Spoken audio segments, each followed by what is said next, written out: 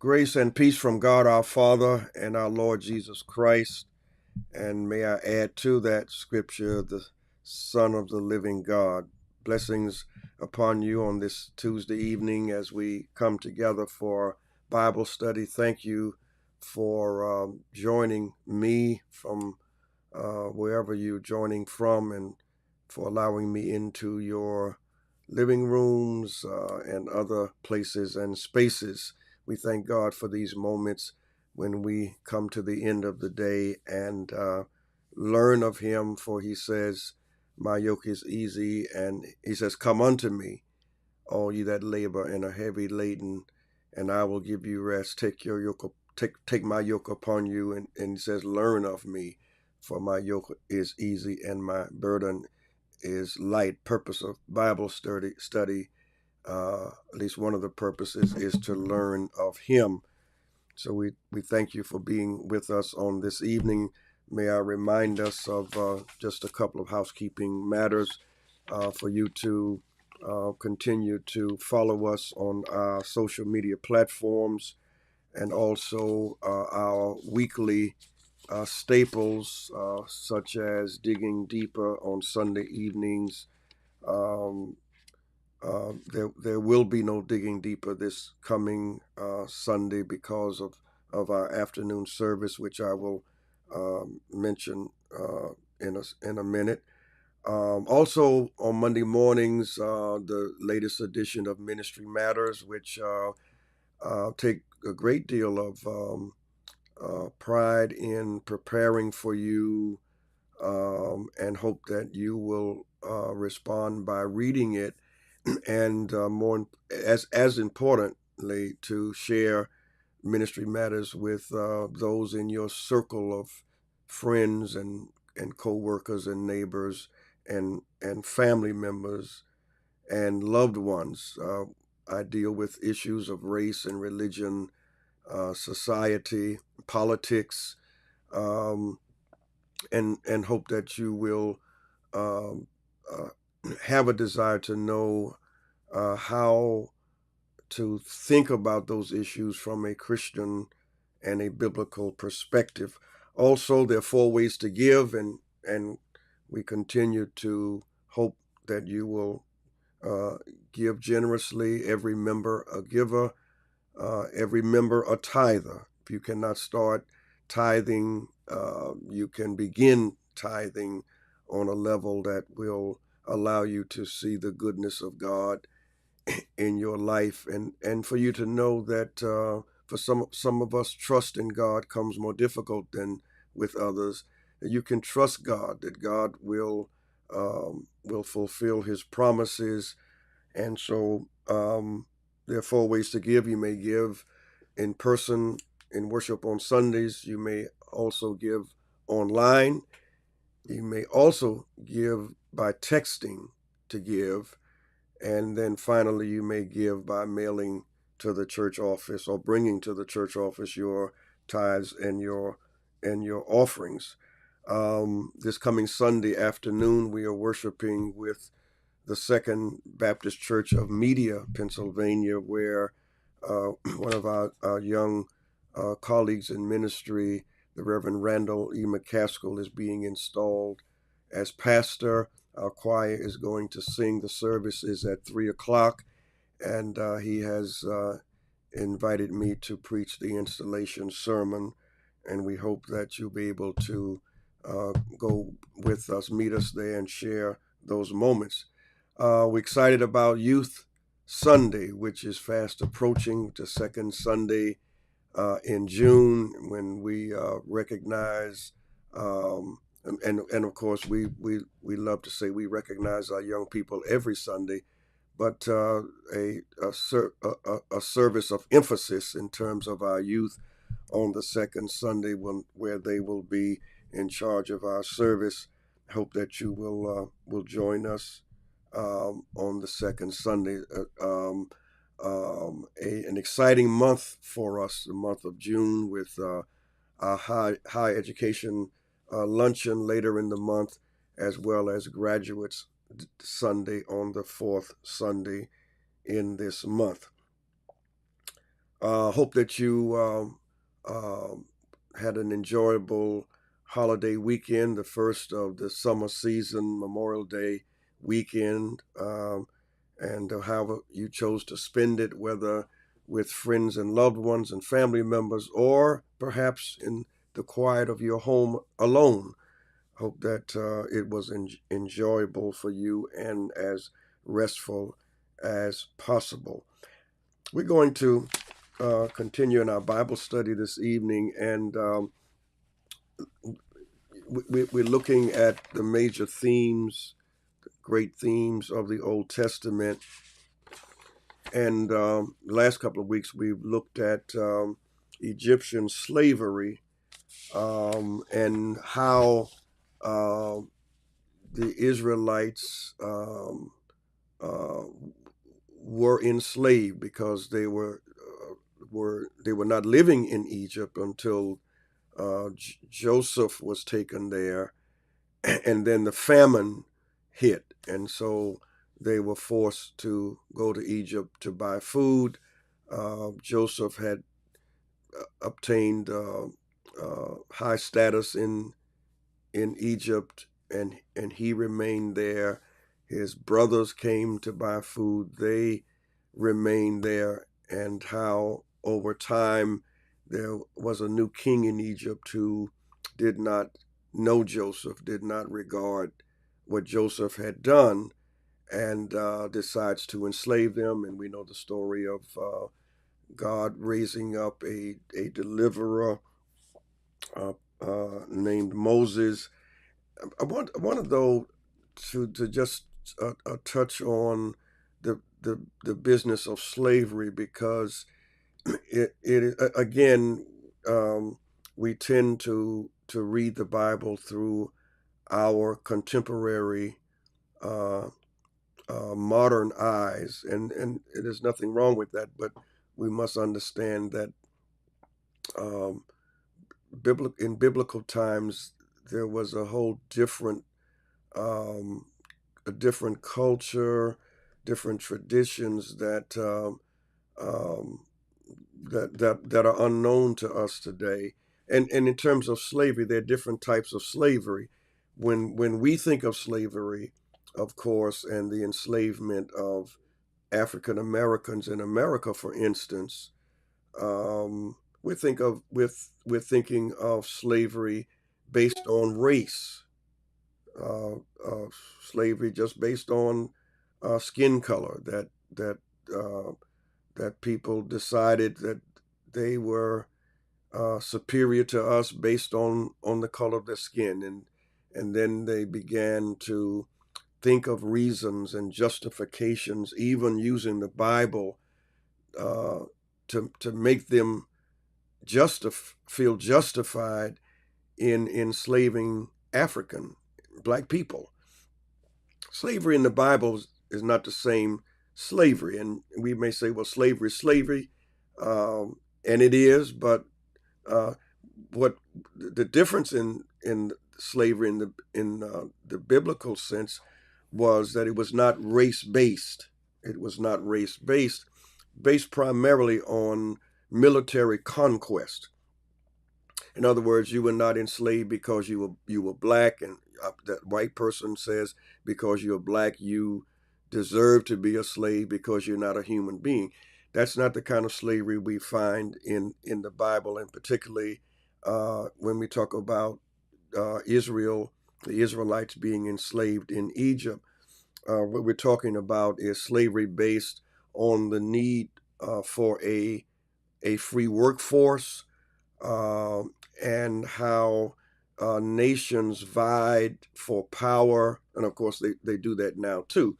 But we're talking about a time when nations vied for power and influence in the world, the world that they knew at the time. Um, and so the most powerful nations um, um, um, uh, uh, conquered the less powerful nations, and uh, to keep them in line, enslaved the citizens of the nations that they conquered. It's a different type of slavery than the slavery that we know of that's race based. However you look at it, slavery is dehumanizing. It is the loss of freedom, um, and based on the fact that humans have no right to enslave other human beings. Um, Humans have no right to enslave other human beings. But with slavery, there was always the fear of rebellion, and so again, it explains the new Pharaoh's motive.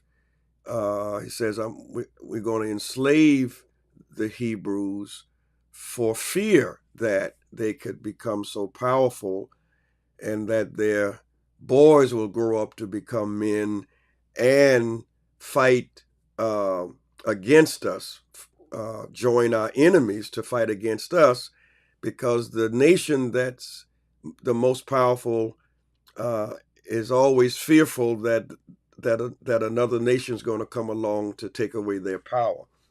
I think that's important for us to understand. So when we leave the book of Genesis and enter the book of Exodus, when we talk about kind of a new beginning, a new chapter, the Bible is about new beginnings and turning the page and new chapters. When we leave the book of Genesis, we leave the Israelites enslaved, and the death of Joseph is recognized. And then so the question becomes, now what's going to happen now? What is God going to do? What are the people going to do? Exodus answers some of those questions. Let me just tell you some of the themes in the book of Exodus itself. And by the way, the word Exodus is a Latin word that means it could mean exit or departure. It means exit or departure.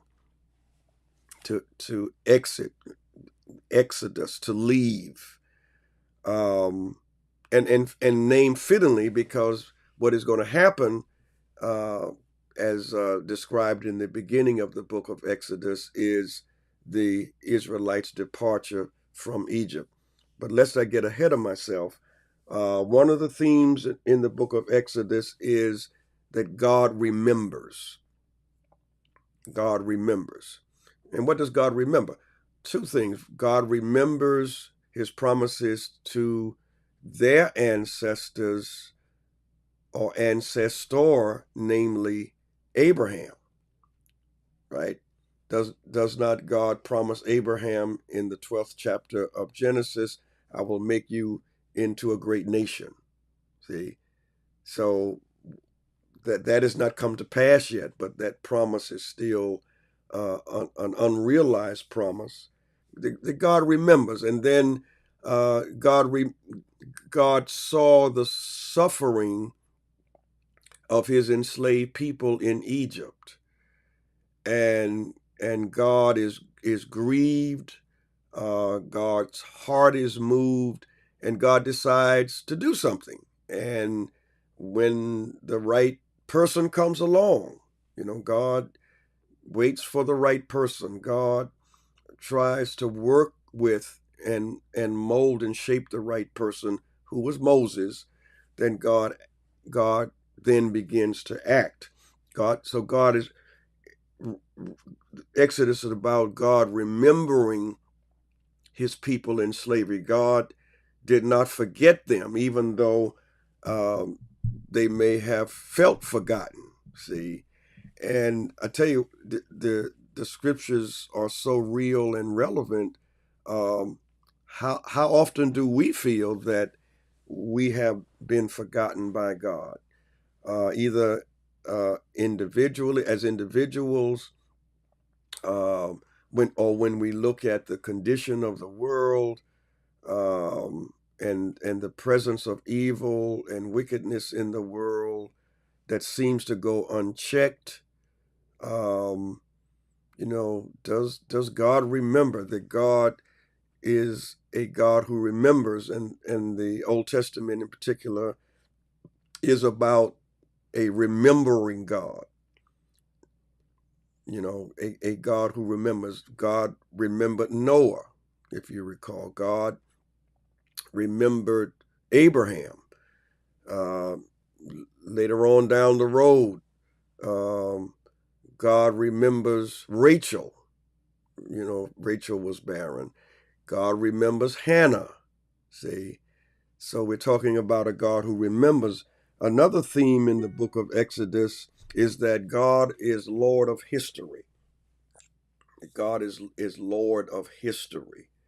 And that's important in terms of understanding um, that historical events do not control God.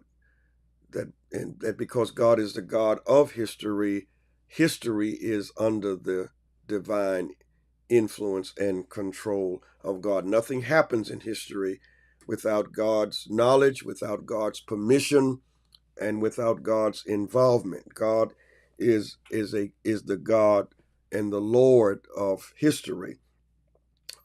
Also, in the book of Exodus, God reveals who God is and what God requires. God reveals who God is and what God requires. Now, you might say, well, God has been doing that all along. God is revealing who he is in the book of Genesis, in the life of Abraham, and in the lives of the other patriarchs and their wives, Jacob and Esau and Jacob, and Rachel and Leah and Rebecca. But God, God reveals who he is in the story of Noah and the ark. All along, God reveals who he is. But in this particular case, there's another level of revelation that comes along, because for the first time, God is revealing himself not to a family or a tribe or a clan. So Abraham had a family. Uh, Isaac had a family. They belonged to tribes. Joseph, Jacob. When we get to Exodus, it's more than just God dealing with families and tribes. God now is dealing with a people, an entire people who he wants to become his people. And so the theme that we're talking about now is the Exodus and the making of a people. See, so it's not just a matter of God bringing them out of Egypt. No, God has unfinished business with them. Bringing them out of Egypt is the first step, because there's always more to God uh, than what we see in the moment. God is bringing them out in order to do what with them? See, the question is always, what does God want to do with us? We talk about salvation a lot, and the gift of salvation. Thank God, we're saved. I think most of us who may be listening tonight are saved. Then the question though is, saved for what? You know, not just saved to be saved, but what is God in the process of saving us for? What is the work God has for us? What is the journey God wants to take us on? And so here we have in the book of Exodus, God um, uh, showing who God is, who he is, and God bringing them out in order to make something of them. Uh, when God deals with us, blesses us, saves us, delivers us, he always gives us an assignment. See, and I think we focus more on the deliverance and being saved, and not enough on the assignment. What is the next step? See, and so in the book of Exodus, God reveals who God is and what God requires, and what God requires is contained in what is called the law. See, because God puts the law in place to govern the people he is trying to make. See, what are the laws? What are the requirements? What are our obligations to this God who has delivered us? What are our obligations to him? Because God has made obligations to us. God obligated himself to Israel, and now Israel is called upon by God to obligate itself to God. And then the book of Exodus is about this theme of covenant and promise, this covenant relationship. That the covenant begins with Abraham, but it doesn't end with Abraham. See, the covenant is renewed every generation, passed along. Abraham to Isaac, Isaac to Jacob, Jacob to Joseph, and on and on and on. And so the Exodus event is about God continuing to honor and renew, renew and honor this covenant, this agreement that he makes with this people now that he wants to call his own. And then the final theme, and maybe the theme that encompasses all of these other themes in the book of Exodus, is the theme of worship. Um, how does God want to be worshiped now that he has delivered the people? What are God's requirements in terms of worshiping him uh, based on who he is? Here is when we begin to understand the concept of holiness. Holiness is not a religious denomination, right? Holiness is a requirement of all believers, and we ought to be holy. Why? Because God is holy. So this whole idea of being set apart, uh, even remembering the Sabbath day to keep it holy, since God established it, even that the day is holy. See, um, and how do we worship God? In what space are we going to use?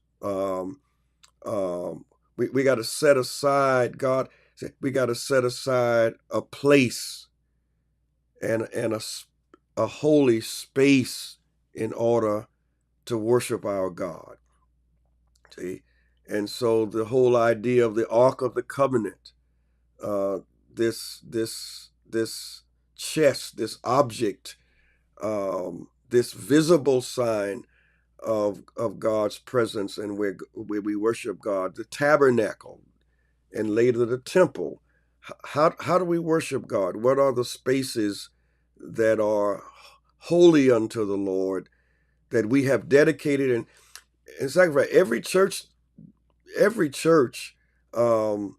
didn't just start being a church without being dedicated.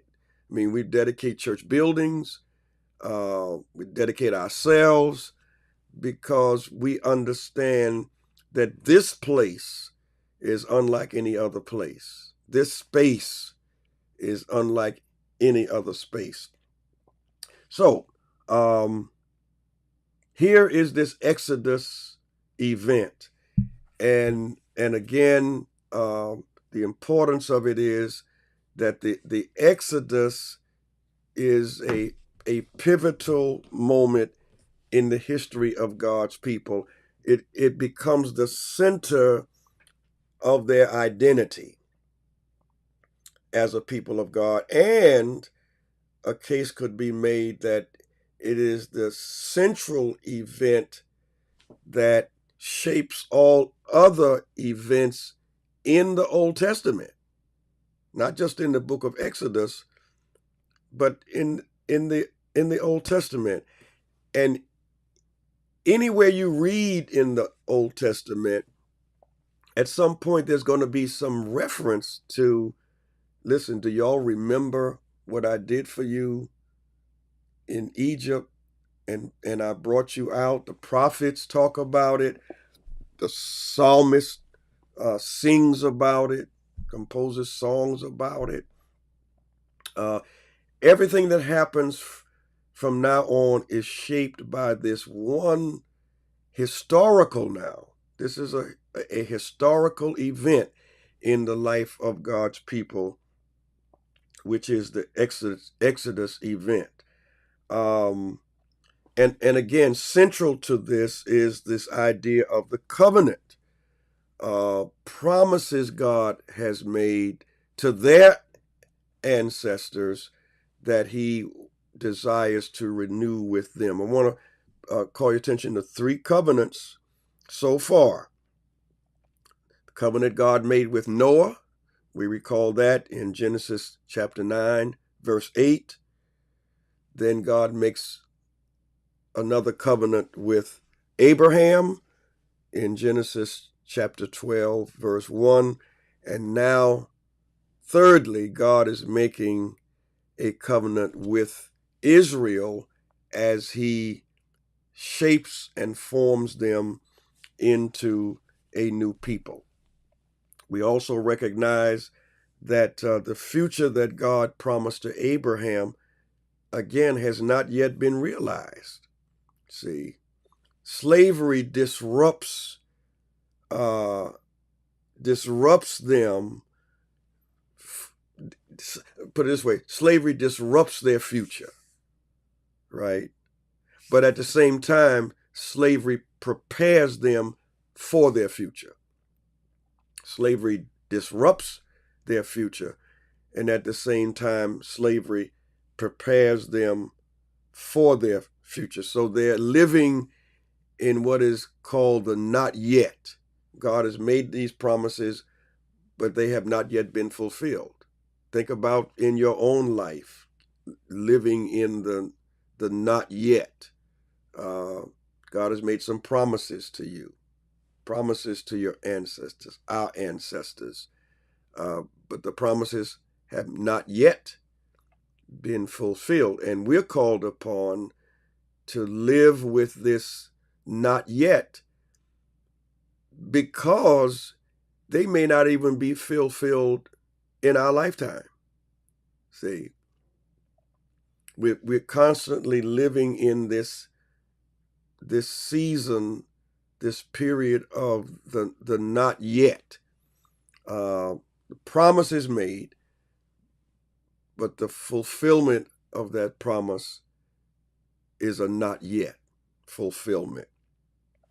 What God is trying to do is to make them into his people, make them into a nation. I promise your ancestor Abraham that if he fulfilled his part of the covenant, I was going to make his name great, but I was also going to make him into a great nation, his descendants into a great nation. If even saying, if you can count the number of stars, you can't even count the number of stars in the sky and in the sand on the shore. That's how many descendants you're going to have, right? And so the purpose of the book of Exodus, of what we find in the book of Exodus is not just to get them out of Egypt. See, um, because again, get them out of Egypt for what? Yeah, and we can say, well, because God abhors slavery, and because God doesn't will them to be slaves. We could say God loves them too much to let them stay, but we still have to deal with the question, but what now? What now? Now that you have been delivered, uh, I think the question is relevant in our personal lives, which is why the Old Testament is so relevant today when we talk about deliverance. What is it that we have been delivered from, and for what purpose have we been delivered? See, what have we been? And another question: what do we need to be delivered from that we have not yet been delivered from? And then, once delivered, what then? What is it that God is calling us to do in appreciation for and as a response to His deliverance? And so God's purpose is not just to get them out of Egypt, but what? To make them into a people. Make them into a people through a covenant relationship. See, we need to have understanding, says God. We need to draw up an agreement, see, between us and call it a covenant so that you're clear what it is that I'm demanding of you. See, God leaves nothing to chance. You need to be clear, says God to Israel, what it is that I desire from you. Now, then what's so awesome about God is He leaves it up to them to decide whether they will obey, and gives them freedom not to obey. Now, what kind of God is that? See, now if you obey, there will be blessings. And I'm not just talking, whenever I talk about blessings, please understand, I'm not just limiting God to material blessings, because we tend to want to go there. But if you obey me, there will be for you and for my people a sense of well-being. It will go well with you. It will go well with you. See, God says that to us today. It will go well for you. God does not promise. God is not a magician. That when we decide to obey God, all of a sudden, all of these material possessions will come, like they're being dropped on us from heaven or something like that. That's not the way God works, and those who say that mislead us. Preachers who preach that kind of gospel mislead us. But if you don't obey me, if you disobey me, there will be consequences. See, so God is very real with them, very truthful, is truthful with them. As a member of my former church used to say in worship when I was preaching, tell it like it is, Reb, tell it like it is. God tells it like it is, and He says to him, now you have a choice to make, and you can choose not to obey. See, but if you choose not to obey, there will be consequences. Blessings if you obey, um, um, trouble if you don't obey. Right? And so Exodus, the book of Exodus, again, is so pivotal. And again, I think what's so awesome about God is that the Israelites are delivered. Think about it now. Um, Egypt Egypt has all of the power. Egypt has the horses, the chariot, the weapons. You talk about weapons of mass destruction. Whatever that meant then, they had it.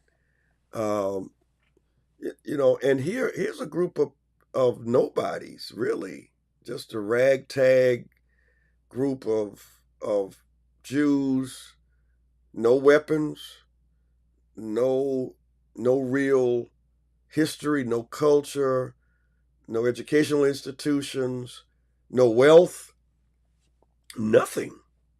See, and here God delivers them from mighty Egypt and from the hand of mighty Pharaoh. Pharaoh had the world in his grip. See, and here a bunch of slaves, now ex-slaves, um, who are miraculously delivered by God. And the Red Sea represents that that barrier, on one side slavery and on the other side freedom. Okay, let's continue in in terms of, again, the question: what does God now demand from them? Because they belong to God. What is their obligation to God and God's obligation to them? What is the meaning of redemption? Because that language is used. I have redeemed you, uh, and the language of covenant, which we've already talked about, and the language of God's presence, because then this God who brought them out does not desert them. See, God who brought them out of Egypt does not desert them. There's an old song in the black church, or maybe it was just a saying, Lord, if I ever needed you, I sure enough need you now. Well, they may have needed God to get out of Egypt, but they sure enough need God once they're out of Egypt. See, because of the dangers they face and the challenge. Um, um, well, yeah, I'll say that now. The challenge for them now is, um, now that you've been delivered, do you want to go back? See, do you prefer the safety and security of slavery to the risk taking, the hardship of now the freedom that God has given to you? And as we note in the book of Exodus, there are some, we'll get to that in a bit, is that, look, it's rough out here, and maybe we should have stayed. Maybe we should, and listen to this. I mean, it's difficult for us to fathom this, but we're not in that situation. Maybe it was better for us to stay in Egypt. See, so again, let's look at this covenant of the three. Remember the covenant made to Noah, and then the covenant made to Abraham, and now the covenant made to the Israelites. Not those covenants. The first two were made to one person. That's another difference. Noah, of course, his family, but made to Noah as an individual.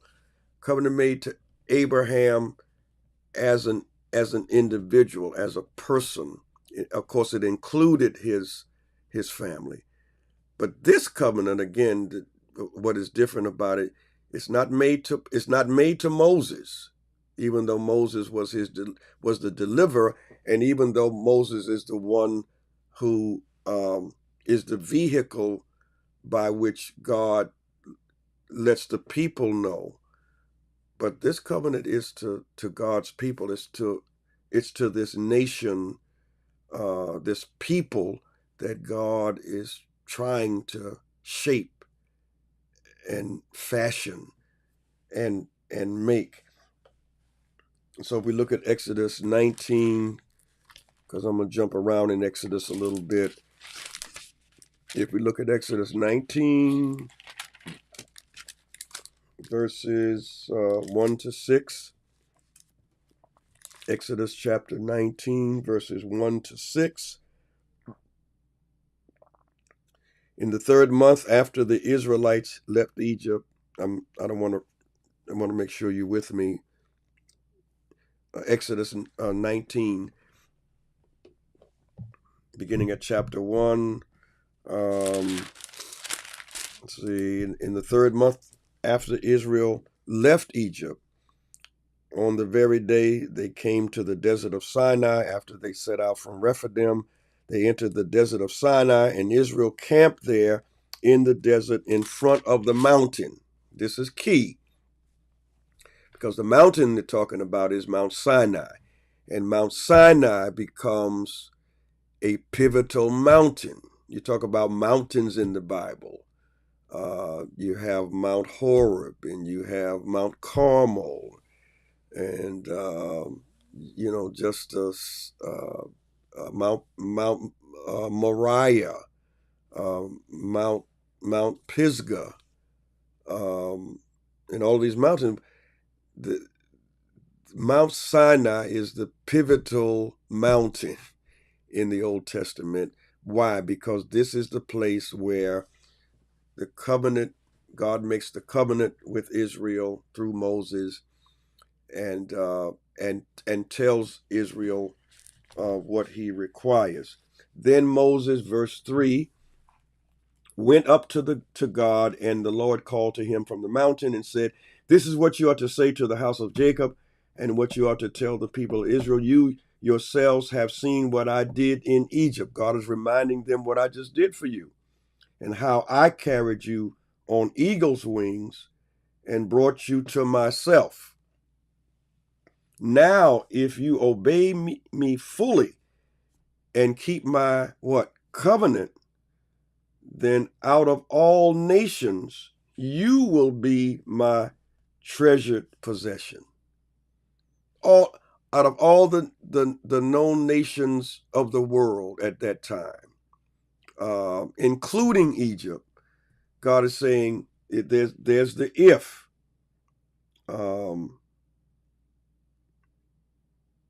Yourselves.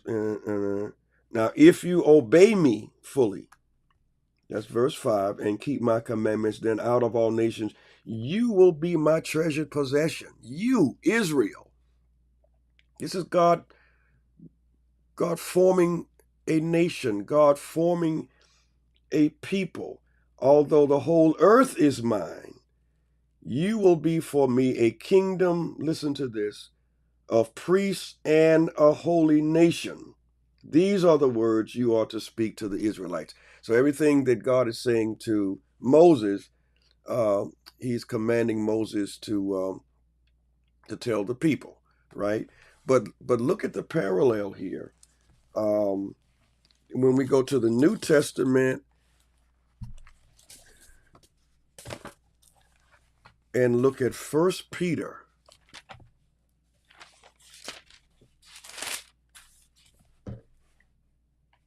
1 Peter chapter 2, verse 9.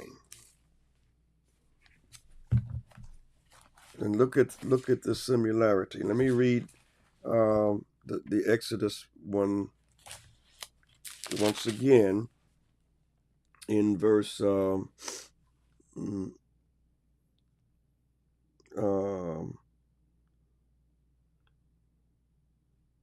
verse 5, long verse. Now, if you obey me fully, keep my covenant, then out of all nations you will be my treasured possession. although the whole earth is mine, this is that you will be for me a kingdom of priests and a holy nation. Now, 1 Peter 2:9 says, but you are a chosen people, a royal priesthood, a holy nation, a people belonging to God. See, the, the parallel here is this, brothers and sisters. In the Old Testament, it is Israel who is this chosen people, this what kingdom of priests, a holy nation. In the New Testament, after the coming of Christ, it is the church that becomes the new Israel. You are a chosen people, 1 Peter, a royal priesthood, a holy nation, of people belonging to God. And just as God is calling on Israel, okay, now that I'm calling you this, what are we going to do together? I didn't deliver you just to deliver you. And the same thing here in the 1 Peter passage, because it goes on to say that you may declare the praises of him who called you out of darkness into his wonderful light, or marvelous light. I I'm I'm I'm I'm making you my chosen people, a royal priesthood, a holy nation, not just to make you that, but why? For you to declare. God is using first Israel, and now God is using the church to declare his praises and to make his name known among all the nations. Isn't that so very, very, very rich? Then now you're out of Egypt, and let's face it, enslavement, with enslavement comes a certain amount of dependency, and actually that the purpose of slavery, one of the purposes of slavery, is to make the enslaved dependent on the slave masters, right?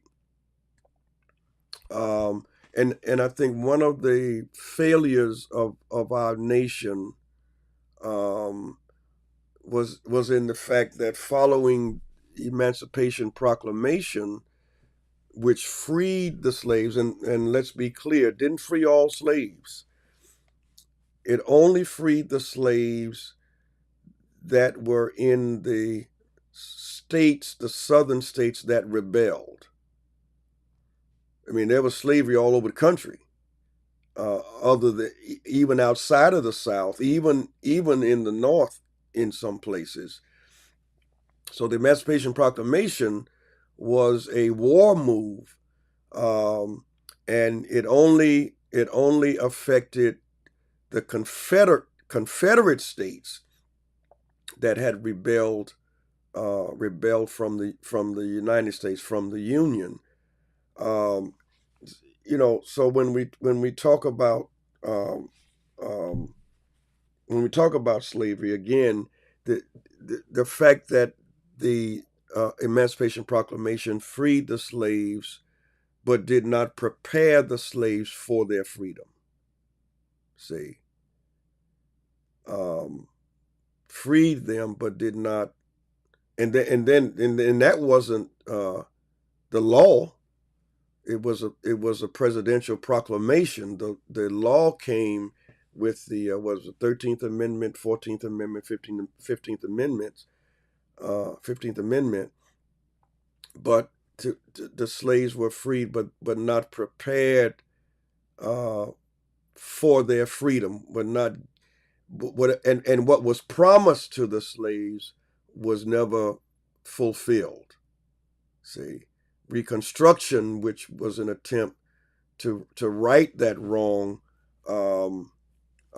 there was such a backlash to Reconstruction that, in a real sense, the slaves were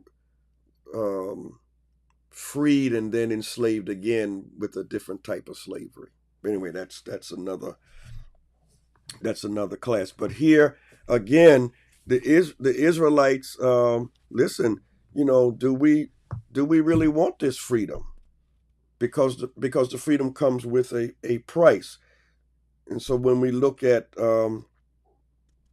where is it? Exodus 16, verse 4. Okay, they're out in the wilderness now, or at least out of Egypt.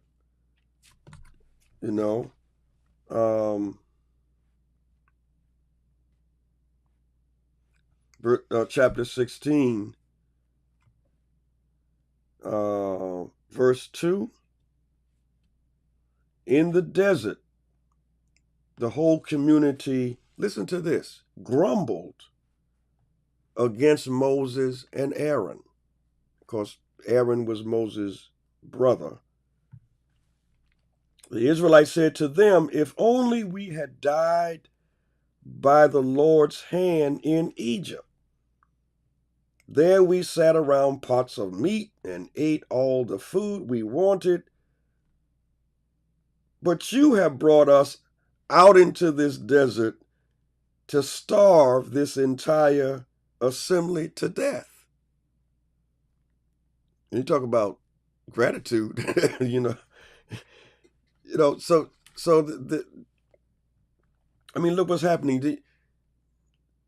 You got a choice: food or freedom, right? And for them, the choice was for food. No, but in the midst of this, again, God is providing, right? Because verse 4 says, then the Lord said to Moses, I will rain down bread from heaven for you. The people are to go out each day and gather enough for that day. In this way, I will test them and see whether they will follow my instructions. See, and that gets us into a whole. But see the point. Point is God who, listen, I promised you I'll take care of you, and now you just got out of Egypt and you're complaining and grumbling. See, where the food, where the water, and then and God provides. Now God is going to get tired of this at some point down the road.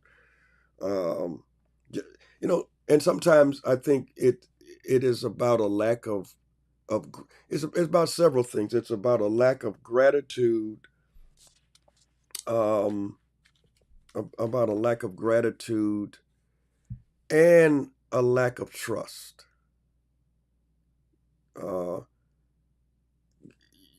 Aren't you thankful for what God has already done? Brought you out of the inhumanity of slavery, where you were stripped of your humanity and your dignity, and all you got to say is, at least there was food when I was a slave. See, and then here's a God said, "Can't you trust me?" Right. So it's about a lack of gratitude, and so many people today have no gratitude. But it's also about a lack of trust. So many people today, do you really trust God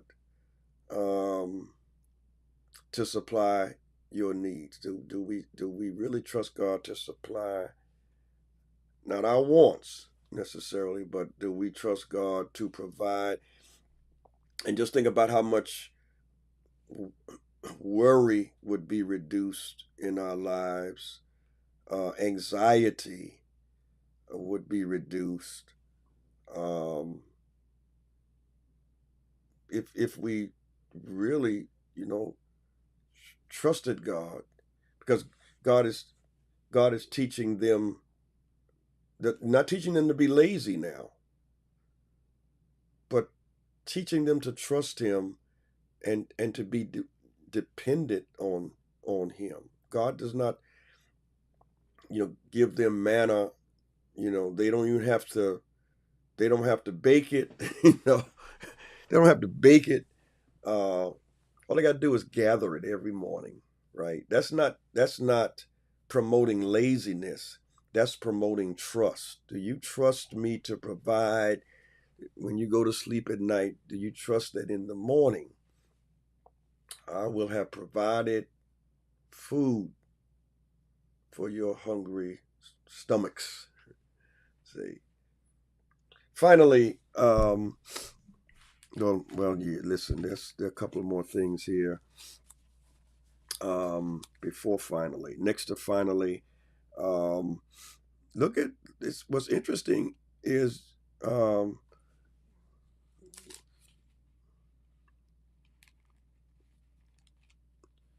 is um, is the importance of, yeah, okay, we'll make it final. The importance of worship, and I mentioned that earlier. The book of Exodus is about how do we worship God. The the making the advent of the Ark of the Covenant, and the tabernacle, and it's how is it to be furnished? What are the furnishings and all? That's it's so much of the Bible is about worship, and how we worship God and why we ought to worship God and how God desires our worship. God gets excited. God gets so excited when we worship Him in spirit and in truth. Um, and so often we come to church and our minds are not really on worship. They're on what I got to do, what I don't have to do. Is this right? Is that right? Um, but just going to church to worship God and not allowing for distractions. So many distractions in worship. Um, but the book of Exodus is about how do we worship God. All right, blessings on you, uh, and we're moving very well, and we have a few more themes before we getting ahead of myself, but before we break later on for a little summer break. Um, but the Exodus, which means departure, which means leaving, the Exodus and the making of a people, not the Exodus alone. It's not a standalone, but the Exodus event and the making of a people. How does God make a church? Um, the meaning, how does God make a people? Um, and are the people willing to be made and to be shaped um, by God? And so often we are stuck in our ways and our traditions, that we're not allowing God to shape us and to make us. Um, Again, blessings on you, and hope that you will join us. Sunday is first Sunday in the month of June. Can you believe it? June is here already. Uh, almost half of the year is gone. Almost minus 30 days. Half of the year is gone, but hope that you will join us in worship in person if you can. And I always emphasize, if you can be in worship, then please be in the house of the Lord for worship. If you cannot, please join us on our live stream. We are so blessed to have such a live stream congregation. Some say audience, but I like to use the term congregation. On Sunday mornings, we thank God for your presence and for your so much support that you give in so many different ways. Blessings upon you until we see each other again.